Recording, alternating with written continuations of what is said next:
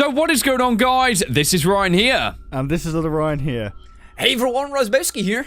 What's going on, guys? Dorko here. And welcome back, guys, to another episode of Theory Thursday. Now, in this one, we're going to be discussing the purple guy and possible hints towards him being in the sister location. This episode is going to be a real good one, guys, and if you do enjoy it, please drop us that like rating. So, without further ado, let's get into the topics. So the first thing we're going to be discussing, guys, is of course the new animatronics appearance, because we all have our separate thoughts, and it'll be interesting to hear what everyone thinks about this. So let's go around the circle. Horrifying would be the first word. As you can see, this one looks more destroyed than the rest. I mean, the others in the trailer looked a little bit weird because obviously their faces move, and that's got something to do with their mechanics or what they do for children at parties or something like that. But obviously this one is meant to hurt you. It's literally out to hurt you. You can see the eyeball there hanging from the cheek, the glowing eye there representing some kind of death stare, and there's a little of me in every body. Now note that that's two words, not just the one word. So obviously this animatronic, or whatever the hell it is, humanoid, is going to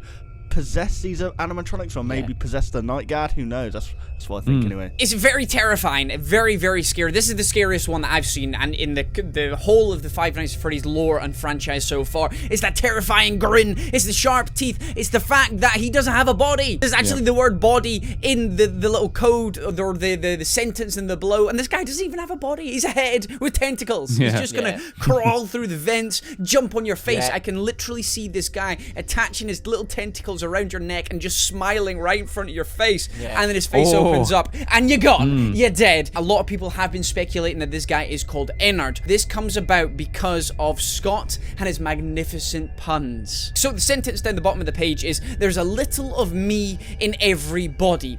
As Ryan said, every and body are two separate words right there. So it's not everybody as in every single human, it's everybody as in the fleshy part of you, your body. Now, where does this come in? We already know from some of the leaked copyright info that Ennard is one of the animatronics. So you've got intestines or innards in your body, and we've got Ennard. So a lot of people have put two and two together. You've got intestines or innards in every body, and this is where Ennard comes in. Plus, if you have a look at all the cables or the tentacles or whatever you want to call them, these are obviously the animatronics innards. And I think this is where Ennard comes from. Scott is a magnificent punny son of a gun. We'll link this animatronic with the source code as well, because it's a really important part of that we know that he's definitely in the sister location. Another thing as well is mechanics. I think it's going to be like a spring trap mechanic where you can't see him. Like, it's really hard to find him. So if you look on the cameras, if we do have cameras or the scenes, he might be like hidden, climbing on the wall or something, and it's really hard to see him. Oh, kind of like a spider then. Yeah, like a spider. Sort of like, yeah. Going with Rosbowski's idea that like goes inside the bodies and stuff, like innards. Another theory is that it's the opposite. It's where it's for the animatronic. So every part of me is in every body. The body is representing all the other sister location animatronics, and that's why they're all mental and stuff and going crazy, because they've been hijacked as well. Like a puppet master. He's hijacked the other sister location animatronics, and that's why they're all going mental as well. Right. So he attaches those tendrils or whatever they are into the backs of the animatronics or something. Ennard would have had parts. He would have probably had arms and legs and stuff as well. What we think is that the technician or someone has used those parts for the other animatronics, kind of like FNAF 2. The theory that the withered animatronics parts have been used for the toy animatronics, and that's why they're all whack job. That's what people are thinking, that the technician or somebody has used the Ennard's parts for the other animatronics, and that's why they're all loopy and like hacked. Yes, I get you. Yeah, like Ennard transplant. Yeah, so Ennard is controlling all the other animatronics. Okay, he's like the boss man. I think what I find most interesting about this teaser as well is the fact that we have one illuminated eye, which kind of tells us that this animatronic is still actually conscious and awake, despite how destroyed it is, meaning that it will probably resemble this form as well once we play the game. I think most of the points have been explained that we've picked upon it in our other theory videos as well. Check back on those, guys, if you want more backstory on what this thing is. But what really interests me is the way it's it's going to move, or possibly the sound effects, because I think this guy might have very unique cues. You might hear like kind of metal scraping down a corridor, and then you'll see him. And it reminds me, he's the sort of guy. He's like the Freddy when the power cuts out and it's dark, and then all you hear is really reverberated, echoey scratching down the hallways of him coming to your room, and then the silence before, and then you know what's going to happen. Like, this guy will have some horrific jump scares if he gives you one of those frights and the I was going to say the joy, but probably not quite the joy of having that treatment. But either way, he's going to be an absolute nightmare of a character. Do you think his role in the sister location is going to be more important than Baby's now? Oh yeah, 100%, because this guy has been withered and damaged the most out of all the other ones. So there's a reason why this guy would have been destroyed. So if it's not in the sister location that the importance comes from, maybe it's even pre-sister location, which is even more interesting. Like that'd be really cool to find out. Plus the fact that he's a brand new animatronic and he's been given a special slot. Because we had Baby revealed, then we had the trailer, which we did get with Ballora, and you got the little magician guy and stuff kind of revealed. But you also, this guy wasn't in the trailer. That anybody's found so far anyway, and he's got his own slot, and as you said, there's a huge difference between him and the rest of them. They all look shiny, brand new, up to date, fixed and in working order. This guy is completely opposite. His eyes hanging down, which by the way, I think that's going to stare at us at some point, and he looks like he's out for revenge. That is not the smile of a man that's going to come and give you a little tentacle hug. Gently pat your booty with the wires. Okay, so we're going to talk about the source code in the Scott Games website. We already know that Scott loves posting loads of cryptic things in his website, like FNAF 4. There was some really good ones on that. But we want to focus on the William Afton robotics. Now, we already know about the schedule and stuff about the Saturday and the Monday Baby and the out of order stuff. So we've all made separate videos on that, so that will be in the description below if any of you guys are interested in that. But we want to focus for this video, William Afton robotics, and we know a lot of stuff about that from the novel as well, The Silver Eyes. So let's discuss about that. This is cool because this is where it actually gives more backstory, and I think a lot of people, when they heard about the sister location, they were like, it's canon, but it's like almost in a different dimension. They were kind of like, oh well, this is just kind of like a pointless read, push it to one side, no relevance to the story. So it turns out it's got a bigger relevance than what we might physically see on the surface, because of course, you know, William Afton is the name given to the purple guy, and now that we're getting in the source code this kind of Afton robotics in like a kind of abbreviated style, almost like in a, it reminds me of like a computer space, the way it's all typed. Maybe this guy is still called William Afton in this realm, or maybe we've got like a kind of something Afton. So it's just crazy now, the fact that it's now referencing this Afton robotics in correlation potentially to the sister location animatronics, or even like, because it mentions just before that Chica's Party World, so it could be even mentioning Afton animatronics in relation to that as well. It's crazy. I think the whole thing about that alternate universes thing is obviously it's going to confuse a lot of people. Like, if that was an alternate universe, then what you know, why is it doing here kind of thing. But the thing about alternate universes is some things are the same, but just little things are different. That's all that it is. Afton in this universe isn't just like the name of the like animatronics and leave it at that. But I mean, obviously that would be a flipping leap, because we know we have now linked that to the purple guy, and I don't know. It's like, it just makes you think back to all the other games, like how he knows about the animatronics, how he can disassemble them, how he, you know, how he can do all these things, how he knows so much and gets away with it, like almost to the very end until obviously he's demolished in the spring trap. But it's crazy. It's messed up. It does go back to the points that we were talking about a couple of weeks ago. I think we've talked about it the whole time. Once we had the trailer, we saw that there was obviously this was sort of a factory or a maintenance room or whatever it was, because it clearly wasn't a pizzeria or a place to entertain children. So we always thought that the purple guy might be back in this game in some way, shape, or form, coming to fix the robots or coming to maintain them or whatever. And this sentence here, or this jargled log, it's obviously service, log, maintenance, and I don't know whether that's co-owner or co-coordinator or something like that, but co-owner Afton Robotics. Again, if we go back to the Silver Eyes novel, William Afton was the co-owner of the Fazbear Entertainment, along with Charlie's dad, Yeah. can't remember his name just now. Charlie's dad was the co-owner. He Henry. designed Henry. That's my boy. My boy Henry. He made the robots, and William Afton was sort of the business head sort of thing. But at the same time, I'm sure William would know how to maintain these robots, would know all the secrets to the trade, and he may not be able to build them, but he would certainly know how they work, how to disassemble them, how to shut them off, and how to hide from them and go into these secret rooms and locations, which is exactly what the purple guy does in the games that we've already seen. You guys were talking about this might mean co-owner or something. Another way to look at this is the fact that it could be a business sign.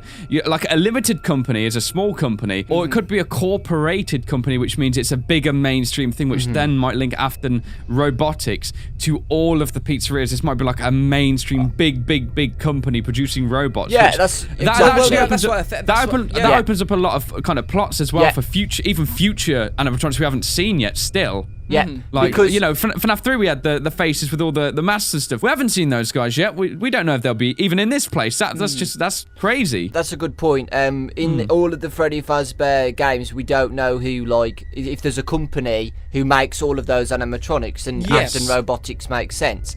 Like Raz said, Purple Man knows everything. He knows how to set up the spring suits. He knows how to go to the secret rooms and stuff. He knows what to do. And we've said this in previous videos that we could be playing as a technician, and then we link the technician with Purple Man. And now that William Afton Robotics is now linked with this, we could be playing as the Purple Man. Another theory is that if this is after Purple Man dies in Springtrap, we could be playing as a son of Afton, still keeping the business going. But if this is pre-FNAF, like when Purple Guy dies, then we could be playing as Purple Man, which would be even more interesting because we're playing as the killer. I think that would be the best if we did play as the Purple Man, because then we get one-on-one sort of backstory and lore as to what goes on inside. Maybe not inside his head, because we don't see that necessarily unless we see it through cutscenes, but we can see what he does to these robots to maybe make them go crazy, or maybe we see how he lures the children into the back via cutscenes, because if we're playing as him, maybe we are the Purple Man saying, I've got some cake, little kids, come into my little shed. Because voice acting has been confirmed to be in the game. So, hey, imagine multiple choices, and you had to choose a line of dialogue to lure your victims away, and maybe the wrong ones. That would be dark. It would be dark, but maybe you got the choice of a morally good ending in which you choose not to kill the children, or maybe you choose the corrupt and terrible ending. It would be a very, very dark story. I don't think Scott will go along that route, but I think there could be a strong possibility at this point that we are playing as William Afton. We'll talk more on that in just a second. Before we do, I just want to jump back to the whole kind of Chica's Party World theme. Now, there's a big thing in FNAF 2 about, I think it's the 6th day, where you get the phone call asking you to actually do a day shift and like work as like it's a private booked party. Yeah, private party, Yeah, and I think like maybe the Chica's Party World, I don't know, something just instinctively tells me this is going to be with FNAF 2 and that it's that sort of era, because like, you know, there's still loads of things in relation to Chica we don't know. We still never figured out in FNAF 4 the thing Scott teased about Chica's beak being missing. Now we're getting Chica's Party World instead of Freddy's Party World, which is crazy. So it might hint more towards, and especially as well, Chica's a female. So again, sister location, females. Maybe we might like get some backstory on what happened after this night throughout the sister location nights, because if we're working as the Purple Guy, that means we're not in the establishment, which partially explains why we never see him as like an Easter egg or something like that. This sister location thing might actually be like something he works on during possibly the nights before they go and get sent out to these booked parties throughout the day, and that's interesting. I think now is a perfect time really to move over and talk about who we might be playing as in FNAF sister location, if you haven't already got the hint as to who we all might be thinking. Quickly on Chica's Party World and what you were saying with the link with FNAF 2, how there was a private birthday day party booking. If you have a look at the source code real quick, there's the Friday, Saturday, Sunday, and it says available and private and stuff. So this is obviously some sort of schedule. We don't see anything in FNAF 1 about hiring the place out. We don't see anything in, obviously, 3 and 4. So FNAF 2, maybe this game is definitely linked with the same era as FNAF 2. I know a lot of this is speculated because the animatronics look like they are of the toy era, but with the actual booking of rooms out and locations locations and potentially animatronics, this Chica's Party world kind of suggests, along with the rest of the source code saying Monday, Tuesday, Wednesday saying available or booked, I think it's probably safe to say at this point, FNAF 2 and the sister location are roughly the same, either year, maybe 86, 87, or definitely the same sort of generation. Well, obviously, if we're linking FNAF 2 and the sister location, then the bite of 87 might have something to do with the sister location, and maybe that is why all of these go into maintenance at one point, because something happens. Yeah, they all go into maintenance on the Sunday, and that's interesting, actually, because in the daytime, the party is on the Saturday morning, isn't it? So an event could happen on Saturday, triggering all these guys at once to get put into maintenance on Sunday and figure out what the heck just happened, sort of. That's really interesting. All right, I'm going to skip on straight onto section 3, hopefully, if that's cool with you guys, because this leads on nicely as well. That almost makes me think that maybe the purple guy, well, I mean, it could go either way. He could have had a plot in this then, because they all go into maintenance and he's with these sort of animatronics. He caused it. Or he might not have, and that might mean an upper force has done it, but... Oh, man. All right, let's first dip back, though, rather than getting too in-depth there, and just talk about who do you guys think we play as? Well, I'll say the purple guy, definitely. I mean, all of this points towards us being the purple guy, I think. Well, I don't know. I think the only thing that throws it off is when Baby, or whoever it is speaking, I think it is Baby, says, you don't know what we've been through. Yep. If that's talking to us as an audience or the player, they wouldn't exactly be saying that to the person that's caused them so much misery. So obviously, that's going to be us to the audience. But I just think that with this source code that we have now, this whole Afton robotics, it points to us being the purple guy. Maybe this is us going through the stages of seeing what we've done and living through our hell and being punished for what we've done, pretty much. Another one would obviously be, again, we play a typical night guard. We're sent here to look after the location because every place needs some sort of security system. And if it's the year that it is, maybe they don't or have the technology, or they're not able to afford some sort of external service place. And if they are worried about the animatronics in some way, shape, or form, maybe they will have somebody there on site. So we could just play a typical night guard. And obviously, we may see the purple guy come in and out of the place. That's what I was going to say. Like, if we don't play as Purple Man, I think we'd play as a night guard, and maybe we'd get phone calls. If Purple Man isn't phone guy, we get a phone guy, which could be Purple Man. And he's telling us what to do, because this is his place. It's not a pizzeria anymore where phone guy looks after it. This is his factory. So if we do have a phone guy, if it would be Purple Man, that would be really cool if we're not playing. I tell you what, it'd be easy to tell if Scott isn't the phone guy. Then it might give us a massive hint. If first call isn't Scott, it might give us a massive hint to that. It might actually free the phone guy from these false allegations that have been put against him.